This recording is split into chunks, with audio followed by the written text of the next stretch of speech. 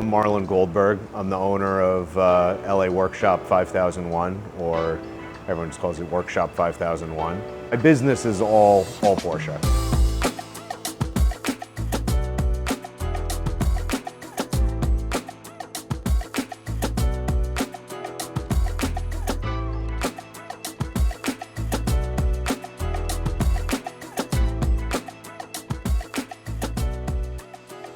What got me into Porsche? I guess as a kid, I was always just fascinated with Porsches.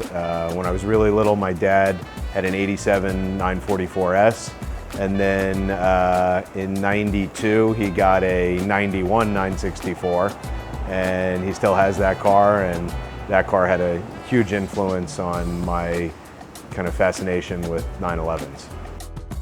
So the first Porsche I bought was probably my '84 911. That is an '84 triple black cabriolet that I bought in 2005 with 21,000 miles from one of our neighbors in New York. And maybe it has 25,000 miles on it now. So I still have it.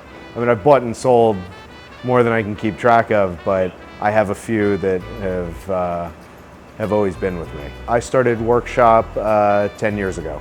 My background was working in the Porsche dealer. I'm factory trained, not just for Porsche, but also Ferrari, Maserati, and Bentley. My business is all Porsche.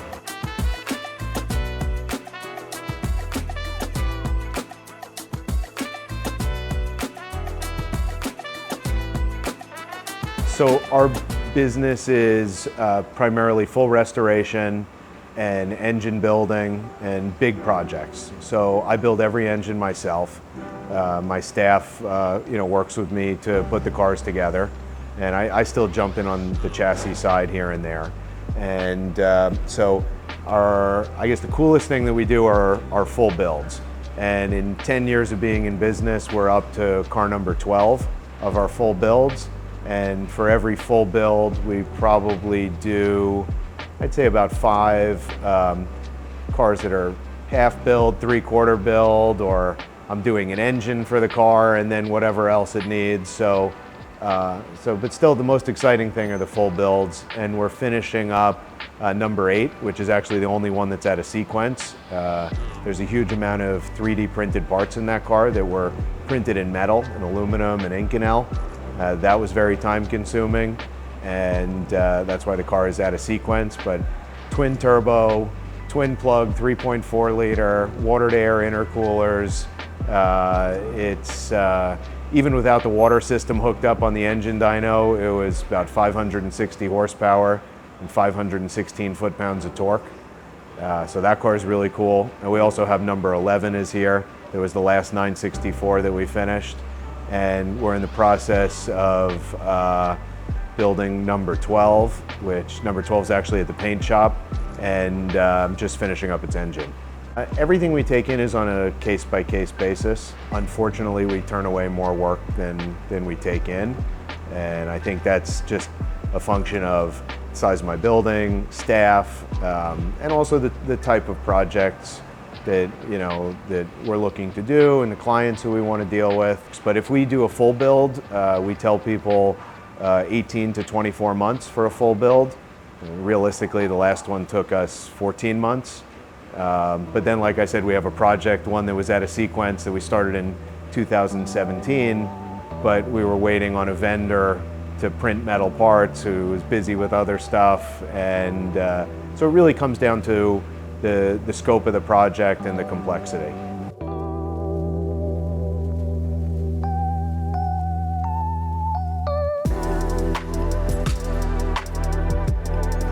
Well, I think there's sort of 2 layers to our part selection. There's a lot of people out there who produce quality parts, but one of the biggest things for us is the support that we get from those manufacturers. And that's where a company like Rennline has really been great for us to deal with, because they care about the product. We're dealing with the right people, and that has had a huge impact on us using their parts, the overall relationship. I've done business with Rennline for probably almost 15 years. but and obviously here for the last 10 years in my own business. And we use the lower dash strip on cars for 964s and I guess 993 as well. Cars that we want to delete the US big clunky dash with the glove box. So on our full builds, we typically use those, and we wrap them in leather. So it looks like the car was born that way.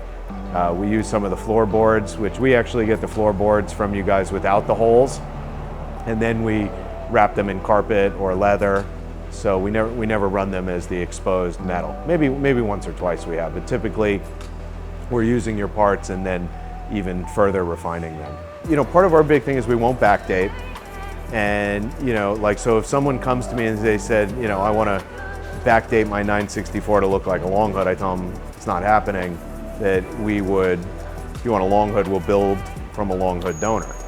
Because dynamically that ends up being a much more fun hot rod when you stuff a big engine in the early chassis. That's way more fun than backdating a 964. A challenge for consumers is understanding maybe where we fit in, because at our price point, there's a lot of the other cars that are being built are like the costume bodywork cars, like Singer and Gunter Works, and that's not what we do. So I think it's a challenge because it's a smaller audience of people who want a hot rod, but it still looks like something that left the Porsche factory.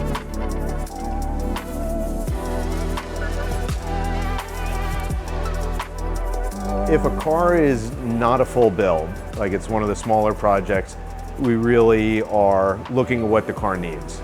So then we're not just applying sort of a program to that car and being wasteful. But if someone wants one of our full builds, I do obviously try to start with a donor car that legitimately needs a full restoration. There are donor cars that clients have wanted to use. I've said, no, that car's too nice, or that's not the right one. So we do want to kind of be mindful of what we're using. But if it is a full build, the car gets stripped to a totally bare tub. We actually do media blast on certain projects. If a car does not need structural repairs and it has really well intact original seam seal and undercoat, and we feel like it makes sense for that project to preserve it, we will.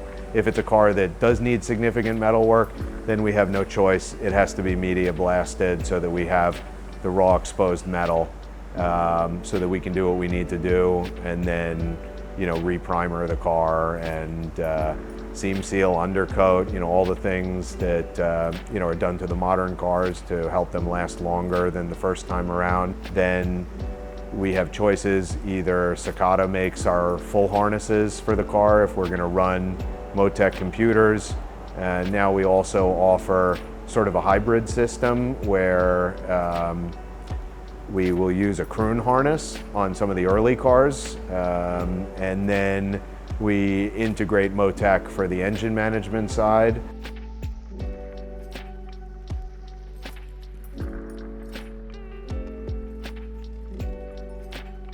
So the rule in my shop for water-cooled cars is you need to own an air-cooled car and be our existing air-cooled client, and then I will work on your water-cooled stuff. And that has included, GT cars, Carrera GTs. So it's always a case-by-case basis, depending on the client.